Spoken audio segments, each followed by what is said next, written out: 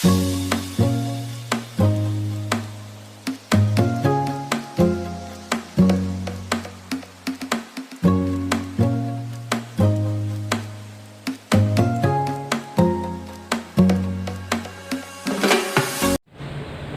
mga ka-aquatics. So for today's video, kung nakikita nyo ngayon, marami tayong mga naka-ready dito na MP cut bottles, tapos may mga tubig na yan. Pero hanggang ngayon di pa din natatapos kasi mag-isa lang tayong nag-aasikaso niyan. So meron na ako ditong naka-prepare na 30 pieces. So, kailangan ko pa ng 50 pieces para dun sa ating betta fish na pinaship kahapon. So, ayan, yung iba. So, kailangan pa natin yan linisan para magamit natin mamaya. So, ngayon papunta ako dun sa terminal na pinagbagsakan nung ating mga betta fish. So ayun, so update ko na lang kayo kapag tayo ay naandun na sa terminal. So ayun, mga ka-aquatics, nakuha ko na nga yung ating isda. So ayan, nakasako siya. So hindi naman puno pero malaki kasi yung sako, kaya halos kalahati rin naman yung yung laman niyan. So ayun. So ayun nga, kahit ganito mga ka-aquatics na hindi na puno yung yung ating sako, ay ang babayaran din natin sa shipping ay kung ano yung nakalagay dun sa ating ticket. Halimbawa, 465 ang minimum. So 465 ang minimum dito sa lugar natin kapag 10 kilos.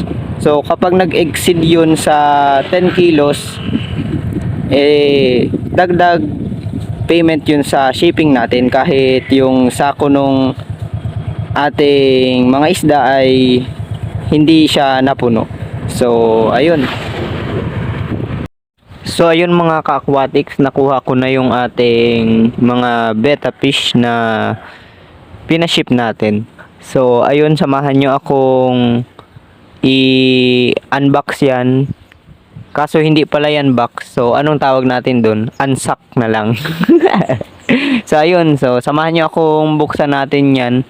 Tapos tingnan natin kung kompleto yung shipment na pinaship natin. So ayun.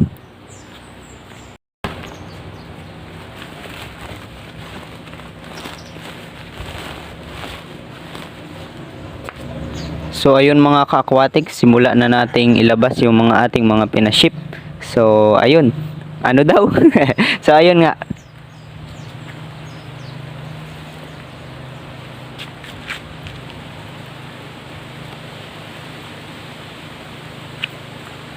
So ito mga ka-aquatics, unang plastic natin. So ito ay double tail, female at male. So ayan.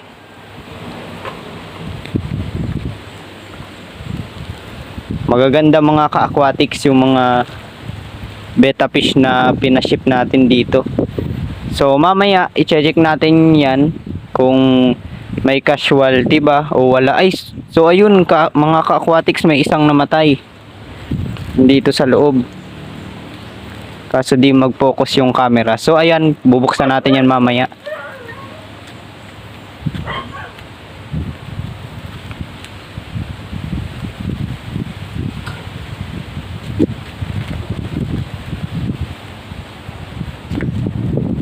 So ayun mga ka-aquatics, dito naman tayo sa half moon, male at fem din. So 20 pieces yan.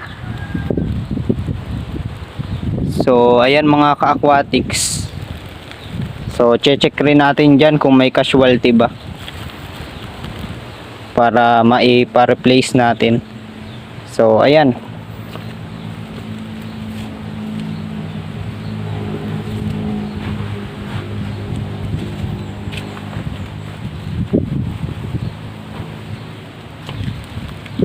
So dito naman tayo mga ka-aquatics.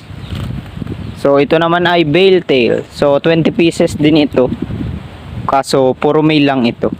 So ayan, kawawa naman, sobrang stress sa shipping. Mga naka-clamp pins yung iba. So ayun, pero i-recover natin 'yan. So kagaya ng sinasabi ko, i-check natin mamaya kapag may casualty.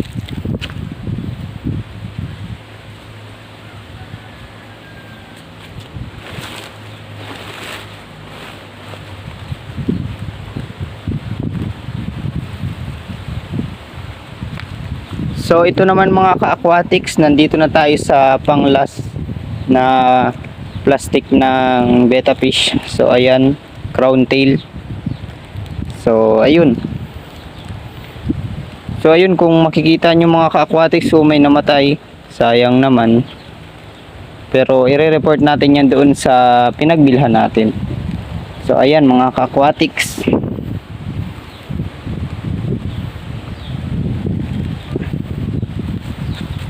So nagpa-ship nga pala ako mga ka-aquatics ng almost 80 pieces yan lahat. So yung dalawang naka-plastic dito mga ka-aquatics, ito ay replacement nung nakaraang nagpa-ship tayo. So ayun, ni-replace ni ma'am yung mga namatay nung nakaraang shipment natin. So ito yung mga ni-replace. So ayun, pwede naman sanang mag-replace mga ka-aquatics, kaya nga lang isasabay yun ay sa next na ship nyo pa. Kaya kung hindi pa kayo mag-o-order agad, eh di matatagalan rin. So ayun.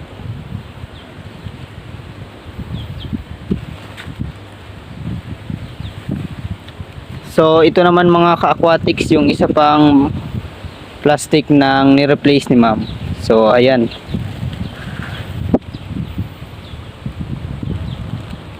So ayun nga, update natin si ma'am kung ilan yung mga casualty dito. So ayun. Update ko nga pala kayo mga ka-aquatics kapag nailagay na natin dun sa ating mga MP Cat bottles. So yun nga pala mga ka-aquatics ang risk kapag tayo ay nagpapaship. Kasi hindi natin sigurado kung lahat ba yan ay mabubuhay or lahat ay patay pagdating dito sa atin. So ayun, kaya kung magpapaship kayo ng isda, pwede naman. Kaya lang, pag-iisipan nyo munang mabuti yung mga pwedeng mangyari. Pero sinabi nga, kapag ikaw ay nagnenegosyo or ikaw ay isang business person, so ikaw ay may katangian ng risk taker. So ayun. So ayun nga mga ka-aquatics, it's been 3 days simula nung tayo ay nagpa-ship o dumating yung ating pinaship na mga betta fish. So ayun. So hindi ako nakapagtuloy-tuloy ng ating vlog kasi nga kailangan nating asikasuhin itong mga betta fish natin, kasi kapag hindi natin agad ito inasikaso ay baka maubos lang ito nang hindi natin na ibebenta. So ayun, inasikaso muna natin at nilagyan natin ng mga maayos na lagayan para makapag-recover sila ng ayos din, kasi galing sila sa shipping. Pag galing kasi mga ka-aquatics sa shipping ay sobrang stress yan, lalo na yung pagka-ship nung ating mga betta fish ay wala naman yan mga harang. So papakita ko sa inyo kung anong itsura nung pinaship natin itong mga ito. So ayun nga, yung iba mga ka-aquatics nandito na. So dito sa mga lagayan na ito, karamihan dito ay male, pero may fem din sa parte dito. So ayun nga mga ka-aquatics, nandito yung mga male na mga betta fish. So ayan. So yung mga female naman mga ka-aquatics ay nandito. So dito ko sila nilagay kasi puno na yung space dun sa lagayan natin doon. Kaya dito ko sila nilagay. Tsaka para mas madali kapag may buyer tayo na pipili kasi sama-sama dito yung male. I mean yung female. So ayun. So stable na nga pala itong mga ka-aquatics. So ayan. Ang tail type nga pala na available dito mga ka-aquatics ay half moon, double tail, crown tail at bale tail. So ayan, so mura lang natin yan binebenta. So kung gusto nyong mag-avail, chat lang kayo sa aking page sa JLB Aquatics Official. So ayun nga, karamihan dito mga ka-aquatics ay stable na. Pero yung iba mga ka-aquatics ay nagkasakit kasi katulad nga ng sabi ko, sobrang stress sila sa shipping tapos medyo natagalan sila sa shipping. Tapos yung quality ng tubig nila ay hindi maganda. Kaya ayun, yung iba nagkasakit pero white spot lang naman. Kaya madali lang naman natin yan magagamot. Kailangan lang nating tutukan. So ayun nga, meron din tayong mga naging casualty pero buti na lang iilan. Kaso mga ka-aquatics, yung iba ay may sakit na white spot. So ayun, yung lahat ng nakalagay dito ay may white spot. Kaya hiniwalay ko dito sa baba para mas madaling tutukan, gamutin, tsaka para hindi na mapilian ng mga buyer natin, para syempre nakakahiya naman tapos mamamatayan lang sila ng alaga, tapos syempre kasiraan yan sa atin kapag nag-out tayo ng may sakit tapos biglang namatay. Syempre hindi na uulit yung mga buyer na bumili sa atin. So ayun nga mga ka-aquatics, yung mga nakalagay dito na iilan ay may kaunting white spot. Pero kaunti lang naman. Pero sobrang sisigla nila. So nakikita nyo naman.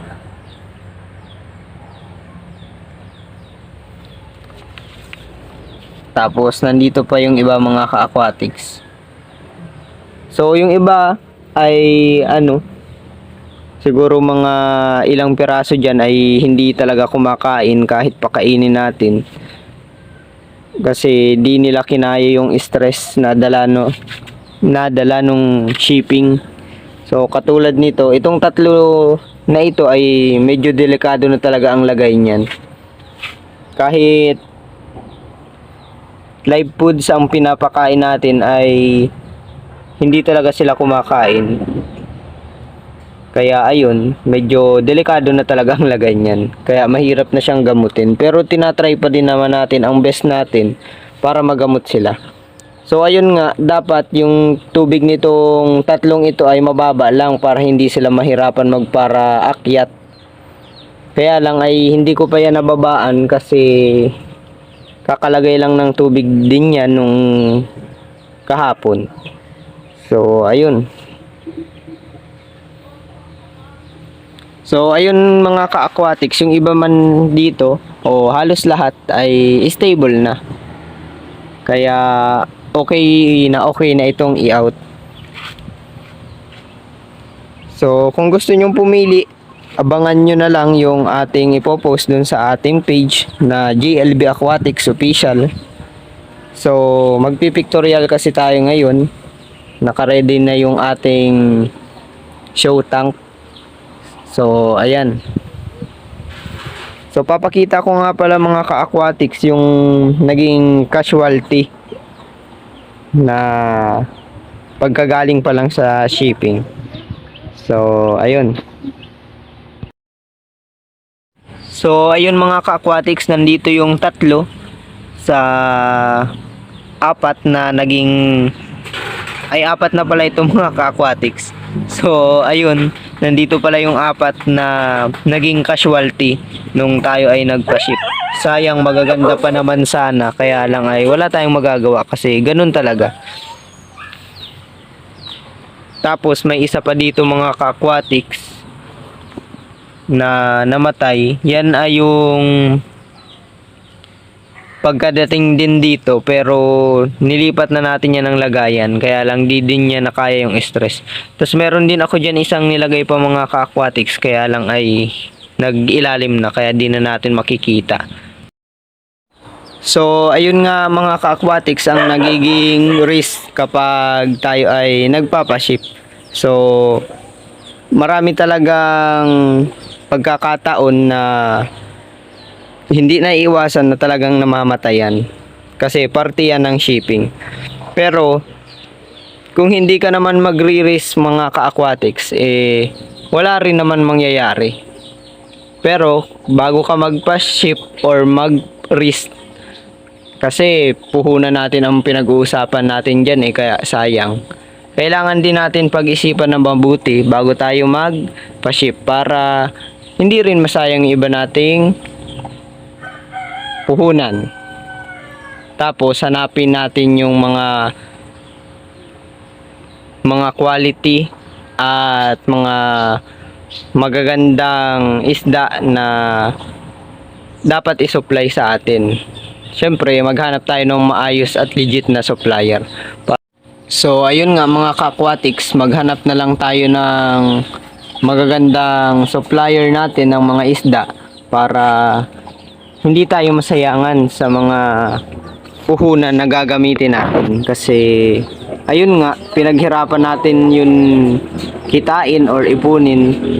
Tapos, masasayang lang sa isang iglap. So, ayun. So, nandito na nga pala mga ka-aquatics yung mga male betta fish. So, ayan.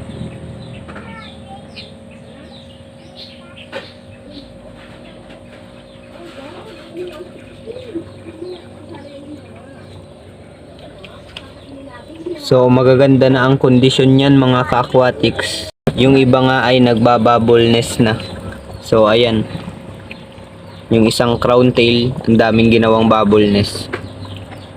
So, ayun.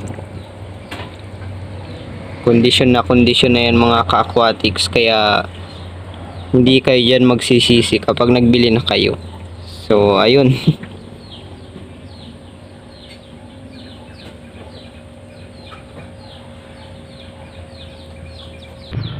Dito naman mga ka-aquatics yung mga female. So medyo maliliit pa yan kaya medyo pinapalaki pa. Pero pwede na rin yan i-out.